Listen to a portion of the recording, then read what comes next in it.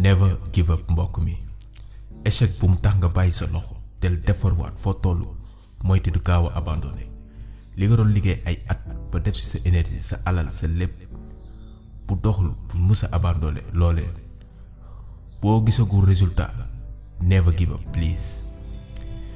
bu ñu jëlee exemple si le milliardaire chinois Jack Ma fondateur Alibaba échoué na plusieurs fois taxul mu bàyyi bëggoon na def université surtout Harvard ñu rejeté ko postulé na si job yu bari ñu rejeté waat ko déposé na liggéey police ñu rejeté ko te juróomi personne lañu woon ñu engagé 4 yi bàyyi ko même KFC avec 24 personnes ñu jël 23 yi bàyyi ko tey il fait partie l'un des hommes les plus riches du monde et l'un des plus riches dans son pays en Chine si ce n'est pas le plus riche. What effect did it have, though, being rejected? Well, I think we have to get used to it. We're not that good. Even today, we still have a lot of people reject us.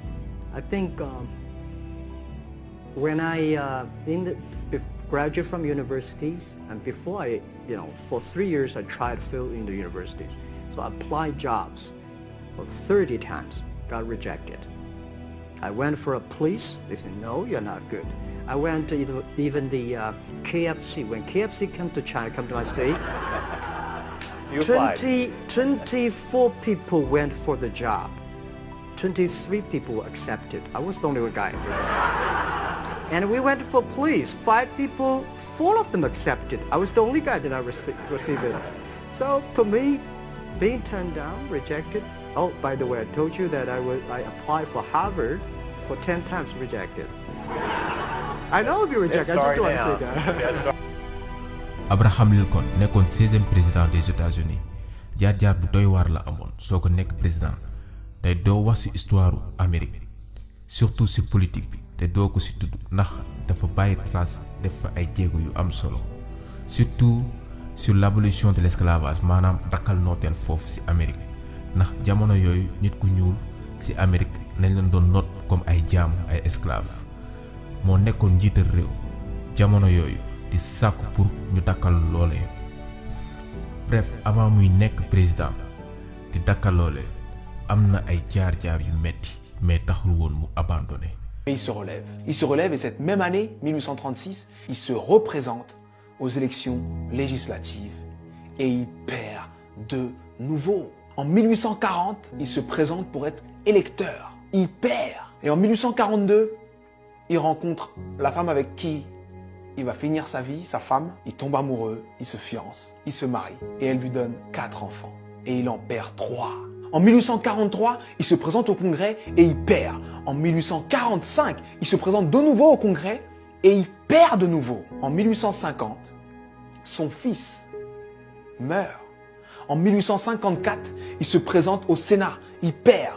En 1956, il se présente pour être vice-président. Il n'a même pas 100 voix.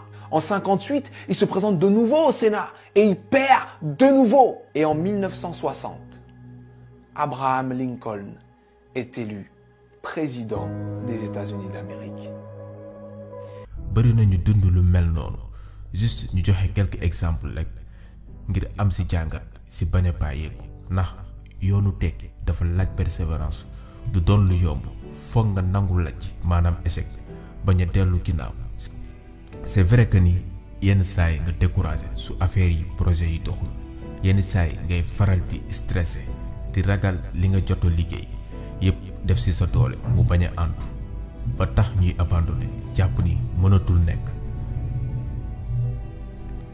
mbokk mi yaa ngi ci erreur bu mag ndax boo nekkee ci dara di ko def am ci ambition mu nekk sa goals sa objectif bi nga bëgg a atteindre boo seetloo si ça ne va pas doxul del faral di def étude benn jàngat ci projet bi bañ a abandonné peut-être plan bi nga tëral ci projet bi moo antuwul changer plan bi di teggi ba gis bu baax bi nga suivre ko ci gàttal bul di gaaw a bàyyeeku di abandonné amal persévérance never ever give up mbokk mi ak di gaaw a découragé te bàyyi xel ni ku la gën a persévérant ci li muy def malgré les difficultés et échecs moo la ëpp chance pour réussir pour tekki bul fàtte ni never ever give up.